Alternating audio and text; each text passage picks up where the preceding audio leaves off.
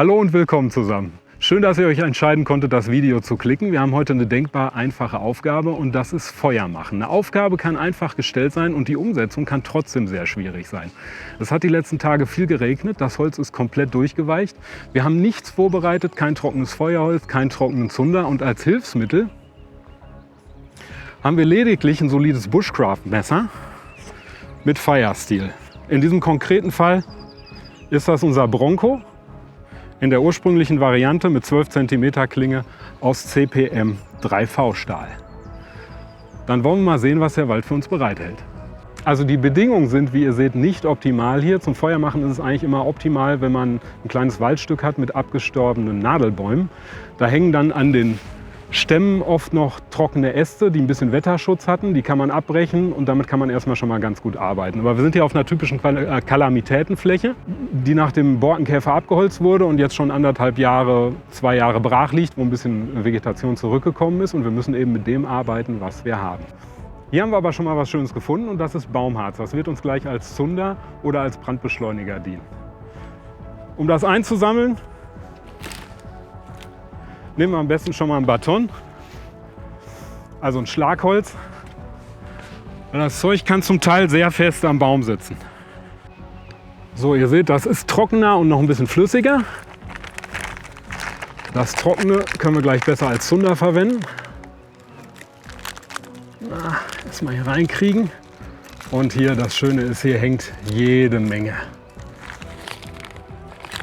Schönes kleines trockenes Zeug, klebt natürlich wie Teufel. Müsst da vorsichtig sein mit eurer Bekleidung, mit euren Taschen, dass ihr euch nicht alles total zuklebt. So, hier gibt es richtig schöne verplackte Teile mit der Borke. Das ist gleich wunderbares Anzündmaterial. Und das kriegen wir am besten mit dem Messer und dem Holz ab.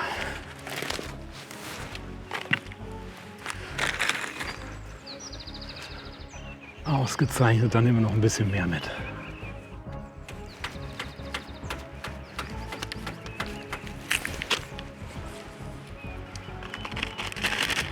So, das ist erstmal unsere Ausbeute vom ersten Baum. Wir gucken mal, was wir sonst noch finden an Zunder.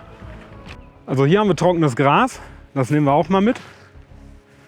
Das können wir gleich vielleicht als Docht für den Zunder verwenden. Und das raschelt schön, das ist erstaunlich trocken.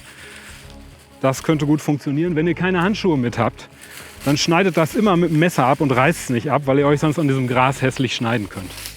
Oh, das ist ja richtig gut. Das hätte ich nicht gedacht, dass das über Nacht so gut durchgetrocknet ist. Wunderbar. Also das Feuer starten wird gleich kein Problem sein. Das Feuer unterhalten ist dann noch mal eine ganz andere Geschichte. Ja, also nicht schlecht. Ich hätte nicht gedacht, dass das über Nacht wirklich so trocken wird und dass das wirklich so ein schönes Ausgangsmaterial ist.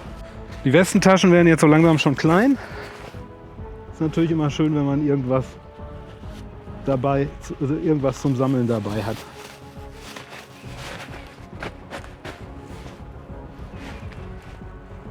Messer im Gelände natürlich immer wegstecken, nicht, dass man da an so einem Hang hier hässlich reinfällt. Dann schauen wir mal weiter, was es sonst noch gibt.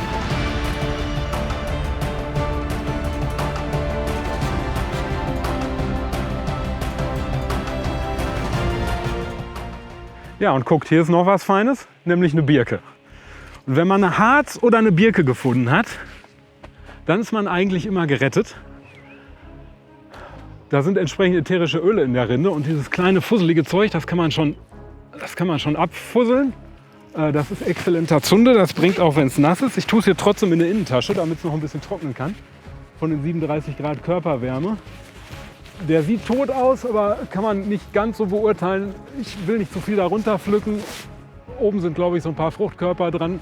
Im Sommer, im Frühling sieht man das dann besser, aber hier liegt noch was im Gebüsch. Das ist garantiert tot. Und das macht den Job für uns genauso. Wie gesagt, hier kann das Holz verrottet sein. Und die Rinde ist immer noch da und brennt hervorragend. Das Schöne ist, das macht wirklich wenig, dass das Zeug hier recht nass ist.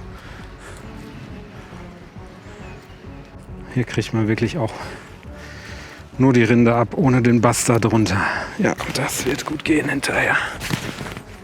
So, Birkenrinde und Harz haben wir. Wir werden eigentlich mit einem davon schon gerettet, aber wir schauen einfach mal, ob es sonst noch was gibt, was interessant ist. Und da haben wir auch gefunden, was ich noch gesucht habe. Eine Aufzählung von natürlichem Zunder wäre natürlich nicht komplett ohne den Zunderschwamm. Das ist ein Pilz, der wächst hier an toten Bäumen. Was man davon verwendet, ist das Trama, das Pilzfleisch hier oben. Jetzt ist es bei Zunderschwamm so, der heißt nicht umsonst Zunderschwamm. Der wurde schon in der Eisenzeit und in der Neuzeit vor allem wirklich als Zunder verwendet. Das ist aber besser, wenn man den ein bisschen vorbereitet hat. Wenn man den getrocknet hat, gekocht hat, fermentiert, alles Mögliche und das Fleisch vor allem ein bisschen knetet. Es geht wohl auch direkt vom Baum, aber da wir Harz und Birkenrinde haben, machen wir uns damit heute keine große Arbeit. Bei der Witterung, bei dem feuchten Holz sind Harz und Birkenrinde auf jeden Fall die sichere Bank, deshalb darf der hier auch hängen bleiben. Jetzt geht es ums Holz. Da sieht es auch gar nicht so schlecht aus, wie ich gedacht hatte. Hier liegt noch einiges Totholz von dem alten Fichtenbestand und da oben scheint was zu liegen, wo auch noch einiges an Reisig dran ist. Das hilft uns hinterher auf jeden Fall, das Feuer anzukriegen. So, da sind wir am gewünschten Holz. Sieht echt ganz gut aus. Wir brauchen natürlich immer Holz, was hoch steht, was von der Erde weg ist, damit das nicht mehr so feucht ist. Machen wir auch noch mal eine Klangprobe. Ja, klang schon relativ trocken. Ich denke, das wird uns helfen. Und wir brauchen verschiedene Dicken, um das Feuer hinterher stückweise groß zu füttern. Und was uns halt wirklich hilft, gerade zum Anmachen, ist hier dieses ganz dünne Zeug. Damit fängt es an. Davon können wir eine Menge gebrauchen. So, an den Ästen ist jetzt Reisig dran, aber von diesem Reisig können wir eigentlich nicht genug haben, weil das zum Starten wirklich wunderbar ist. Und deshalb nehme ich hier, was passt, was in die Tasche passt. So, das ist jetzt nicht sehr viel Holz. Sehr weit würden wir da unter Realbedingungen nicht mitkommen. Aber es geht ja jetzt heute auch nur darum, erstmal aus didaktischen Gründen ein kleines Feuerchen anzumachen und nicht um ein halbes Schwein drauf zu grillen. So, wir sind jetzt im Lager und an der Feuerstelle. Feuer lebt nur von Vorbereitung. Wenn das Feuer gleich nicht angehen sollte oder ausgehen sollte, haben wir einfach nicht genug vorbereitet. Das mache ich jetzt und dann sehen wir uns gleich wieder, wenn das Feuer angezündet wird. Ganz wesentlicher Teil der Vorbereitung ist die Bettung des Feuers. Dazu nimmt man kleine Rundhölzer, also sprich dünne Äste oder dickere Zweige und legt die kreuzweise in Lagen auf den Boden der Feuerstelle. Der Hintergrund ist, also die Absicht, dass der Zunder und das Anmachholz hinterher gut Luft ziehen können von der Seite und von unten und außerdem, dass das Anmachholz und der Zunder, dass sie weg sind vom feuchten Waldboden. Das runde Anmachholz spalten wir längs mit Messer und Bâton. Innen ist das Holz nämlich nach langem Regen oft immer noch trocken und außerdem, auch unabhängig davon, hat das Holz dann einfach mehr Oberfläche, wo die Flammen angreifen können. Ein Bâton kann man sich natürlich schön vorbereiten, wenn man länger im Lager ist, aber zur Not geht auch einfach irgendwo ein abgebrochenes Rundholz. Das macht den Job auf jeden Fall auch. So, ich habe es jetzt alles vorbereitet. Wir arbeiten von klein nach groß. Das funktioniert bei feuchter Witterung auf jeden Fall besser als irgendein kunstvolles Campfeuer, Schwedenfeuer, Kaskadenfeuer, Pagodenfeuer, polynesisches Feuer, was es auch immer gibt. Hier ist die Birkenrinde und schon ein bisschen Harz vermengt mit dem trockenen Gras. Zum Anzünden benutzen wir den Firesteel. Der ist jetzt noch ganz frisch. Der hat noch diese Schicht oben drauf. Die müssen wir ein bisschen abkratzen. Und zuerst machen wir ein paar Späne, noch langsam und mit viel Kraft in den Zunder.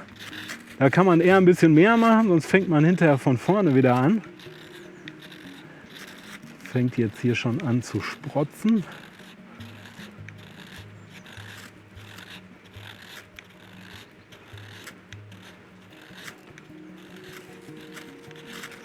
Und jetzt gucken wir mal. Nee, noch passiert nichts. Da brennt es.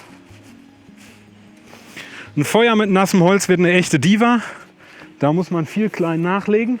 Wir sind jetzt hier auch gar nicht so groß geworden. Also ein großes Grillfeuer wird das auf keinen Fall.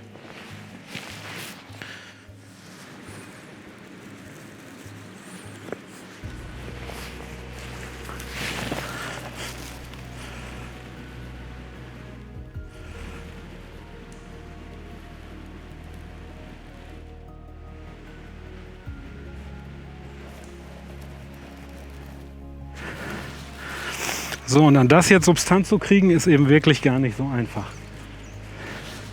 Hätte ich vielleicht vorher doch noch kleinteiliger arbeiten müssen.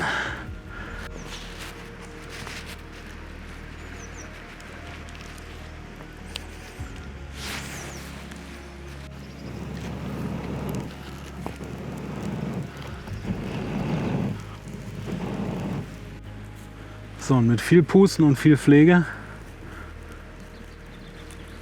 da brennt jetzt auch das schöne große Stück Harz.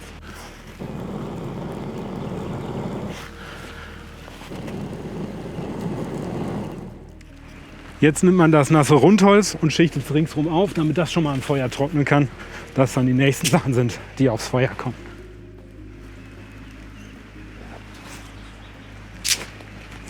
Aber wie gesagt, so ein Feuer aus nassem Holz, das braucht viel Aufmerksamkeit und Pflege. Und wenn man zwischendurch noch viel anderes macht, dann geht es aus. So, jetzt wo das Feuer brennt, vielleicht noch ein paar Worte. Content auf YouTube ist natürlich immer unter Idealbedingungen. Wir haben das Holz gesammelt und das Feuer hier angesteckt auf Privatgrund. Es gibt natürlich eine rechtliche Seite, die in dem Video hier kein Thema ist. Nur denkt daran, macht euch über die Lage vor Ort bekannt, unter welchen Bedingungen man Feuer machen kann. Was natürlich auch dazu zählt, jetzt ist alles relativ feucht, aber Verantwortlichkeit, kann man überhaupt Feuer machen, je nachdem nach trockener Witterung verbietet sich absolut. Und auch ein Teil der Wahrheit ist natürlich, dass ich unter solchen Umständen niemals Feuer machen würde, weil normal, wenn ich auf Natur bin, habe ich alles Mögliche vorbereitet. Und wenn ich keinen speziellen Zunder vorbereitet habe, dann habe ich alles Mögliche im Rucksack, was ich sonst als Zunder oder Brandbeschleuniger verwenden kann. So, das soll es für heute gewesen sein. Ich freue mich, wenn ihr ein bisschen was draus mitnehmen konntet, wenn was neu für euch war und hilfreich. Ich kümmere mich jetzt noch ein bisschen ums Feuer. Für alle Messerfans, das Messer, was wir hier für alle Arbeiten verwendet haben, ist das Böker Bronco in der ursprünglichen Form mit 12 cm Klingenlänge, 42A konform, überall zu führen. Durchgehender Erl, CPM 3 Fraustahl und ganz wichtig, es ist ausgestattet mit einer Lederscheide, die hat zusätzlich auch noch einen Dengler und eine Schlaufe für einen Fire-Stil von Light My Fire, dem Marktführer. Das ist die dicke Militärvariante, die hält wirklich eine lange Zeit. Und ganz entscheidend ist natürlich, dass die vorderen 2/3 des Klingenrückens hier angestriffen sind, dass man es als Ziehblech verwenden kann oder eben um die Funken aus dem Stahl zu machen. Ja, das war es im Groben. Habt eine gute Zeit, bleibt neugierig, bis zum nächsten Mal.